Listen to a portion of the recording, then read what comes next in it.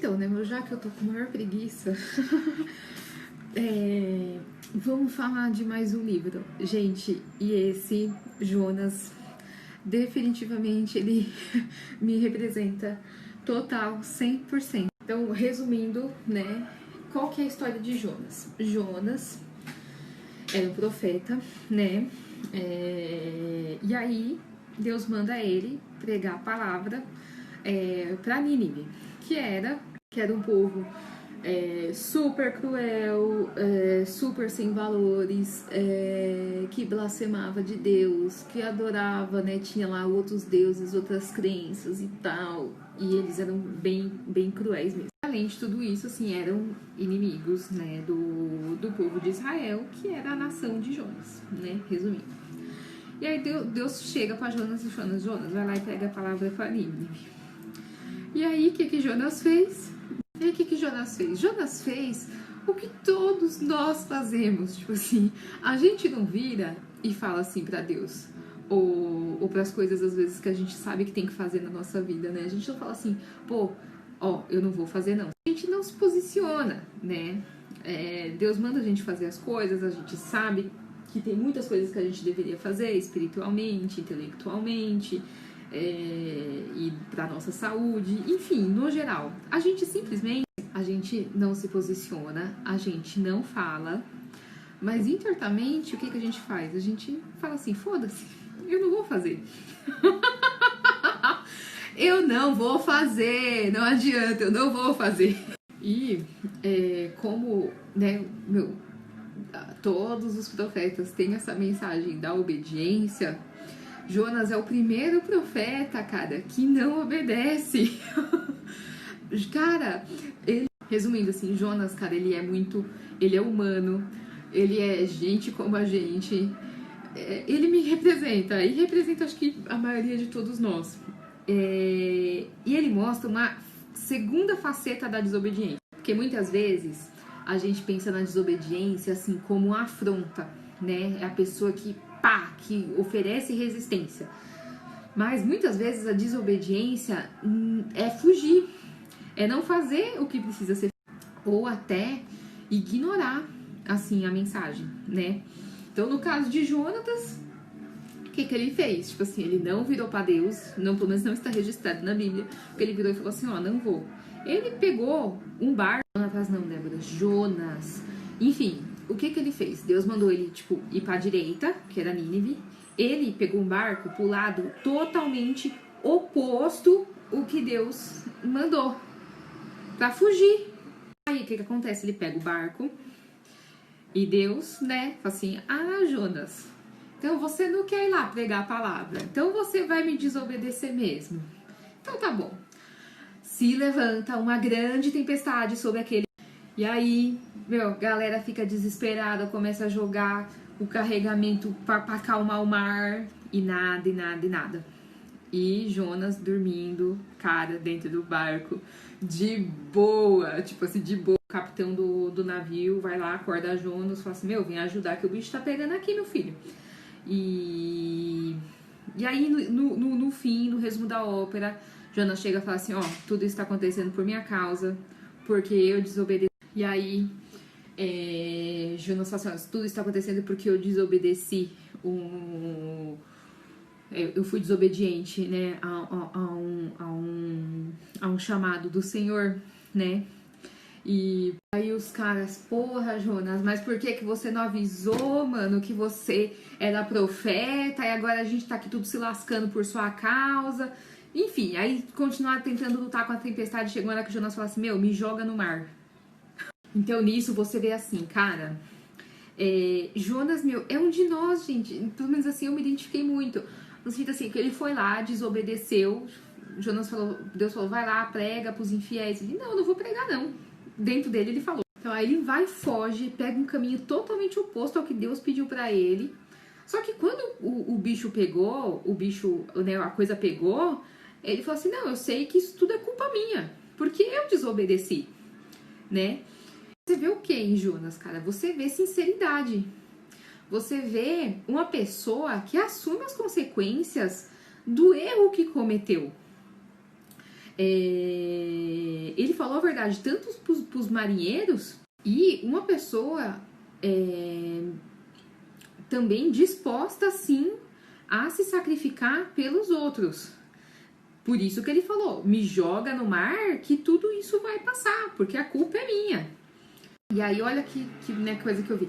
Jonas não podia, né, tipo assim, como profeta, como servo de Deus, uma pessoa que tinha um relacionamento com o Senhor, não podia ter pego e ter falado assim, calma, vou fazer uma oração, vou pedir para Deus aplacar essa tempestade e depois vou cumprir o propósito do Senhor para minha vida. Não, ele falou assim, me lança no mar, porque eu não quero prejudicar vocês.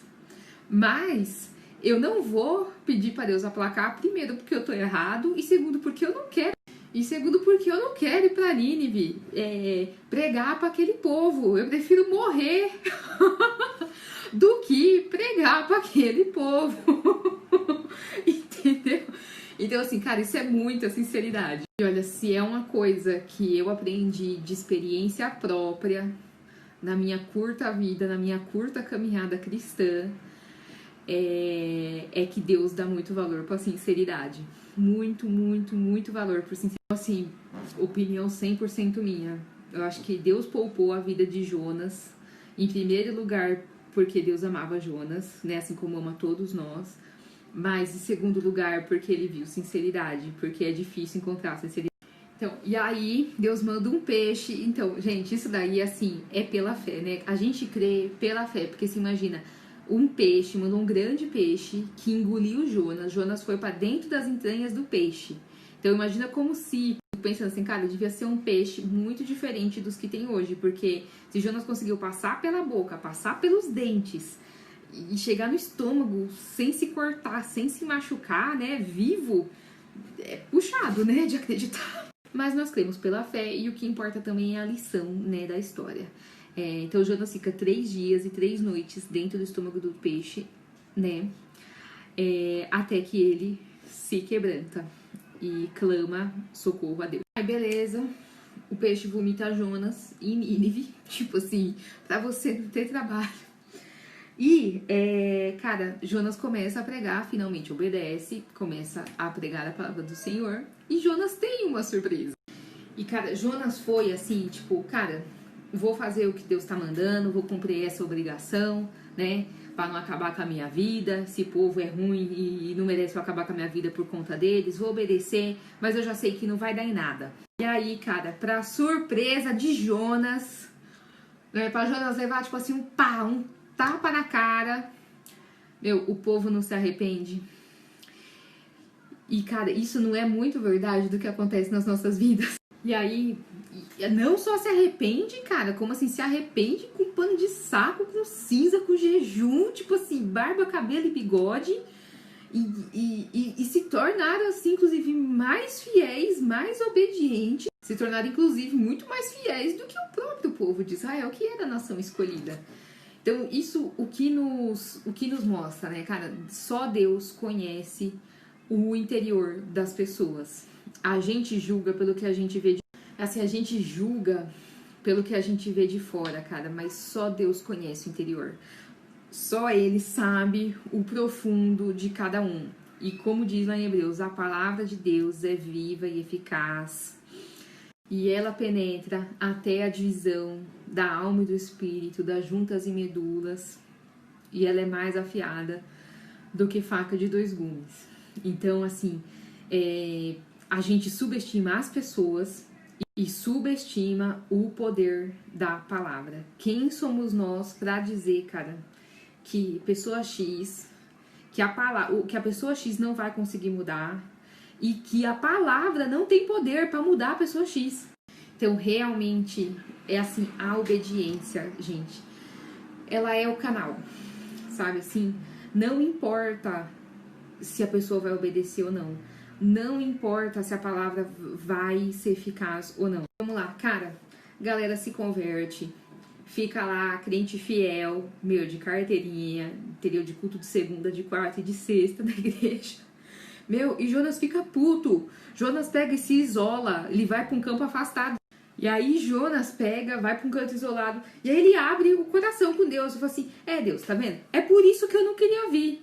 Porque eu sabia que o Senhor é um Deus misericordioso, que o Senhor é um Deus bondoso. Eu sabia que esse povo ia se arrepender e que o Senhor ia perdoar. E o Senhor quer saber a verdade? O que eu queria é que esse povo fosse destruído. Eu não queria que o Senhor perdoasse, eu não queria que eles se arrependessem. Eu queria que eles fossem destruídos porque eles não merecem, entendeu? Porque eu não gosto deles, porque eu não gosto deles. Então você vê, gente, como é insano. Meu, e como é verdade, como assim, é loucura, mas é real. E como nós, muitas vezes, não estamos nessa posição de que a gente quer ver que o outro pague, que o outro se... Cara, a gente quer ver o pau torar. A gente quer ver a pessoa pagar pelos erros, a gente quer ver ela sofrer, sabe? E, meu, mas e se ela se arrependeu, meu? Se Deus quer perdoar, e se Deus quer transformar... Por isso, assim, não terminei ainda de ler Mateus, porque essa semana foi muito puxado, mas eu quero terminar logo. E por isso que, meu Deus, Jesus vai e resume os 2 mandamentos, os 10 mandamentos em 2, que é amar a Deus e amar o próximo. Porque amar o próximo é muito difícil. Amar o próximo, né, e demonstrar esse amor em ações é muito puxado, gente. É muito puxado. Enfim, e olha como meu Deus, tão paciente, bondoso, longânimo, vira para Jonas e fala assim, ó, a seguinte frase.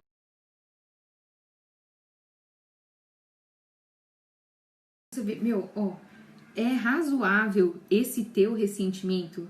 Tipo assim, Jonas, para de surtar, analisa racionalmente. Você tem noção do que você tá me dizendo? Do que você tá pensando? E aqui na Bíblia não fala, mas muito provavelmente Jonas, tipo, deu de ombro, tipo assim, eu sei que não é racional, mas é assim que eu tô pensando. E aí ele vai, se afasta e fica isolado lá num cantinho. E aí, como Deus é amor, é bondade, é misericórdia, o que ele fez? Eu falei assim, tá bom, Jonas, vou desenhar para você, né? E, cara, o desenhar de Deus, pra gente entender, então, o desenhar de Deus, ele é nos fazer passar por experiências ou falar com nós através de analogias de coisas que nós vivemos na realidade para nos sensibilizar. Então, Deus faz crescer uma planta, né, que cresce, faz sombra para Jonas, ele se alimenta da planta, fica contente e feliz com a planta. E aí Deus manda um bicho que come e a planta seca, define. E depois manda o sol. E Jonas, sem a sombra da planta, passa mal, com dor de cabeça, insolação. Aí Jonas acorda puto. Fala, pô, meu, é melhor eu morrer. Que, meu, minha vida tá acabada e tal.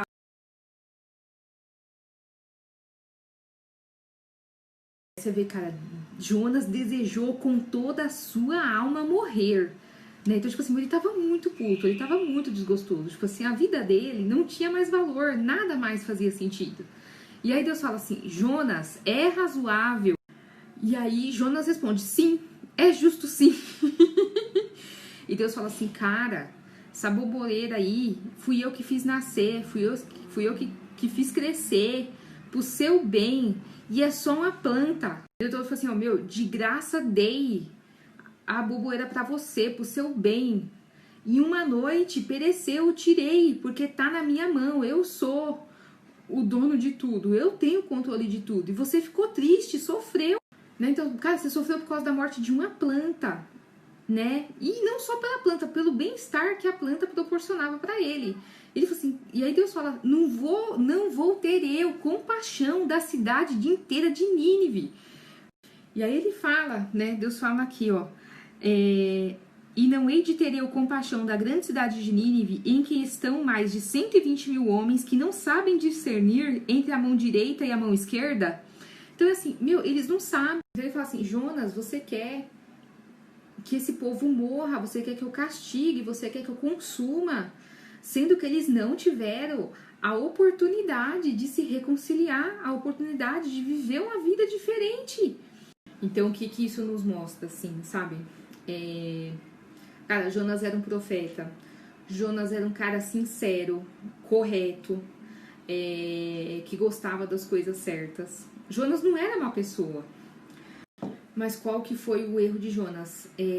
A visão míope, a visão restrita, pequena. A gente pega Deus e põe dentro, assim, daquele mundinho nosso, sabe? Dentro de uma coisa... Então Deus Jonas restringiu, sabe, assim, o amor de Deus.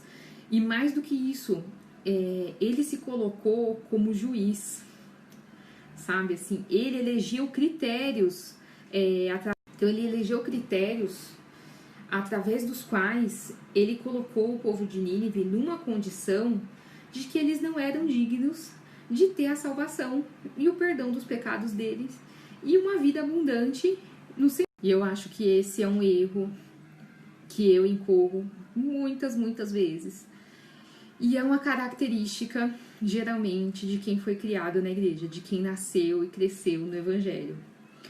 Então, eu acho assim que não é de hoje para amanhã que a gente acorda, nossa, agora eu vou amar o próximo, nossa, eu vou ser a pessoa mais misericordiosa do mundo. Mas nós temos que começar de algum lugar, né? Então, assim, eu estabeleci uma meta pra mim, sabe? De não julgar. Ajudar é um pouquinho demais ainda pra mim, entendeu? Mas de me abster do julgamento. Muitas vezes eu ponho pra fora, mas muitas vezes, a maioria das vezes eu não ponho pra fora. Eu julgo e fica aqui dentro, e aquilo fica, e eu fico remoendo. Então, a minha meta é parar de julgar e, se julgar, não ficar remoendo.